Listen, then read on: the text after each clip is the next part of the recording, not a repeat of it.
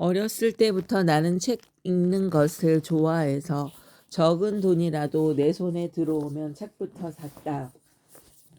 철로 역정을 무척 재미있게 읽은 나는 존 버니언 작품들을 한 권씩 사서 모았다.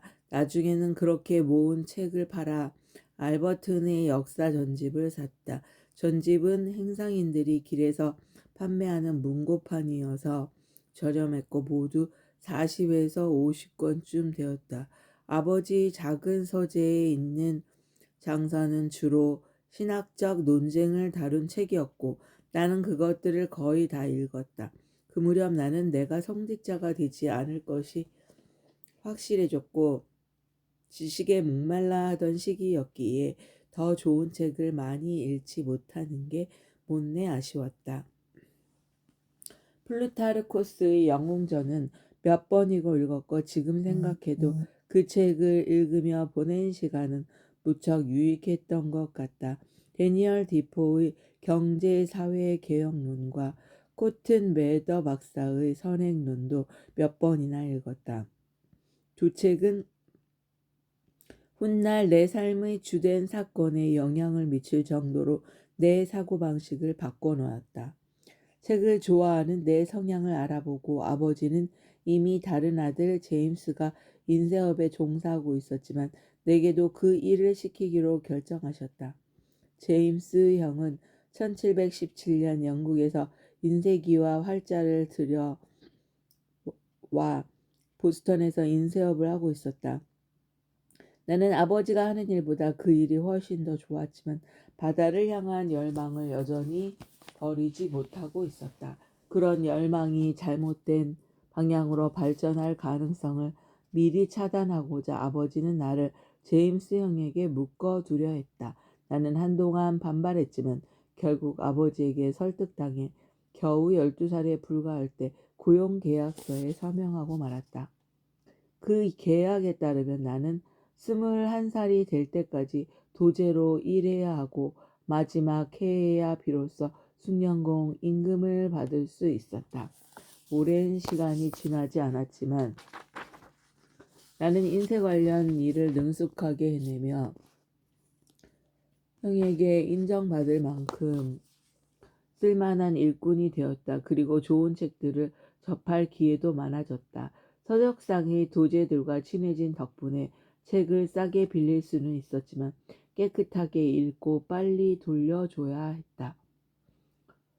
책이 없어진 게 발각되지 않도록 또 손님이 책을 찾을 때 없으면 안 되기 때문에 저녁에 책을 빌리면 아침에 일찍 돌려줘야 할 때가 많았다. 그래서 책을 빌리면 내 방에 꼼짝도 하지 않고 거의 밤을 지새우며 읽곤 했다. 그렇게 지내는데 우리 인쇄소에 자주 들리던 재주가 비상한 상인 매슈 애덤스 씨가 나를 좋게 보았는지 자신의 서재로 초대하고 그의 서재에는 책이 상당히 많았다. 그는 친절하게도 내가 읽고 싶어하는 책을 빌려주었다. 그중 나는 시를 좋아했고 몇 편의 짤막한 시를 짓기도 했다. 제임스 영은 시를 인쇄해 팔면 돈벌이가 된다고 생각했는지 나에게 사랑을 주제로 감상적인 시를 써보라고 독려했다. 그래서 두 편의 시를 썼다. 하나는 등대의 비극이란 제목으로 워딜 레이크 선장이 두 딸과 함께 바다에 빠져 죽은 이야기를 노래한 것이고 다른 하나는 검은 수염이란 별명으로 불리던 해적 에드워드 티치를 사로잡으려는 뱃사람에 대해 노래한 티치였다. 둘 다 감상적이고 형편없는 삼류 작품이었다. 제임스 양은 두 작품 모두 인쇄해 나에게 시내를 돌아다니며 팔아보라고 했다. 첫 작품은 놀라울 정도로 잘 팔렸다.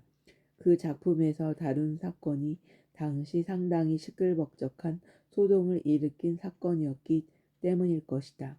그로 인해 나는 우쭐했지만 아버지는 내 시를 비웃는 데서 그치지 않고 시인은 대개 비렁뱅이라고 말하면서 내 길을 꺾어 놓았다.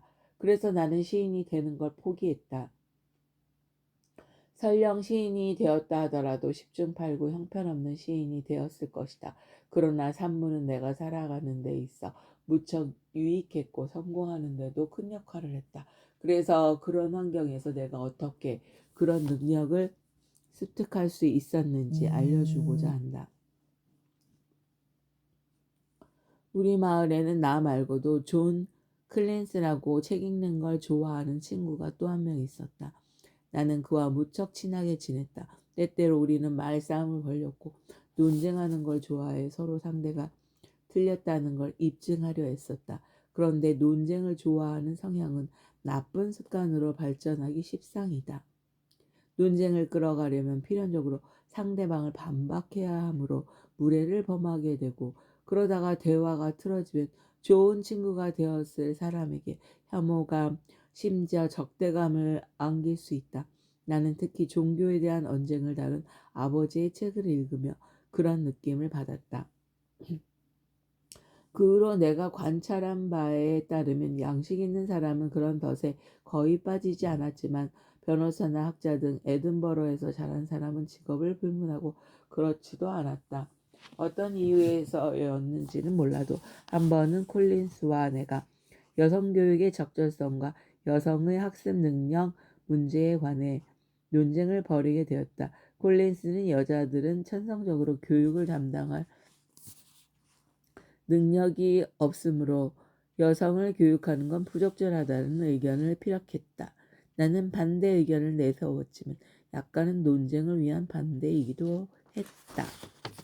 콜린스는 찬성적으로 나보다 말솜씨가 뛰어난 데다 어휘력도 풍부해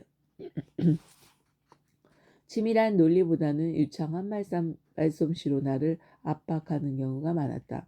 그날 우리는 합의점을 찾지 못한 채 헤어졌고 한동안 다시 만나지 못할 상황이었다.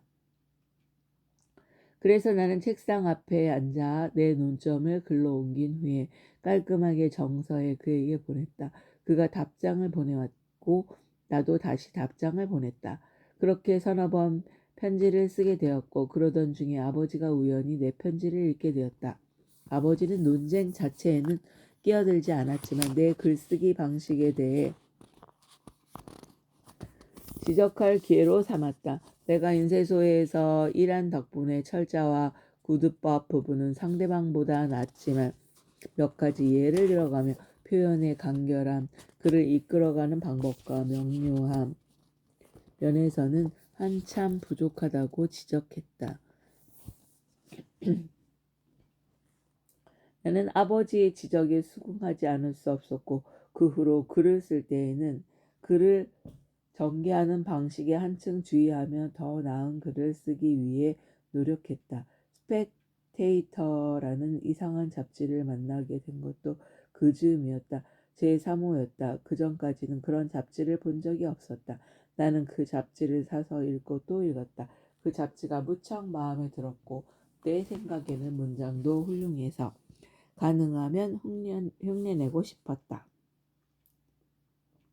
그런 목적으로 나는 몇몇 기사를 취해 각 문장의 느낌을 짤막하게 정리해 두었다.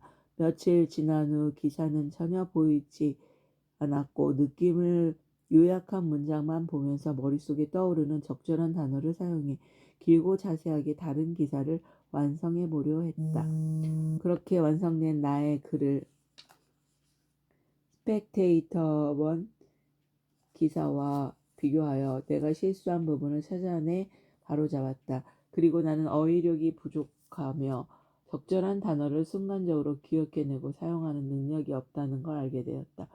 내가 계속 시를 썼더라면 일찌감치 그런 능력을 얻었으리란 생각이 들었다. 계속 시를 지었더라면 운율을 맞추려고 의미는 같지만 길이가 다르고 선율을 살리려고 소리가 다른 단어들을 찾으려 끊임없이 노력했을 것이기 때문이다. 또한 다양한 표현 방식을 추구해야 한다는 압박도 계속 받지 않았을까 싶다. 내가 그런 다양성을 품는 언어 습관에 길들여져 있었다면 어휘의 대가가 되지 않았을까 싶었던 것이다. 그래서 나는 몇몇 이야기를 골라 시로 바꿔 써보았고 시간이 어느 정도 지나 이야기의 내용을 거의 잊을 때쯤 돼서 시를 다시 산문으로 바꿔 쓰는 훈련을 했다. 때로는 느낌을 요약한 문장들을 뒤죽박죽 섞어주고 몇 주가 지난 뒤 그것들을 최적의 순서대로 재정리하고 완전한 문장으로 만들어 그럴듯한 기사를 완성해 보려 했다.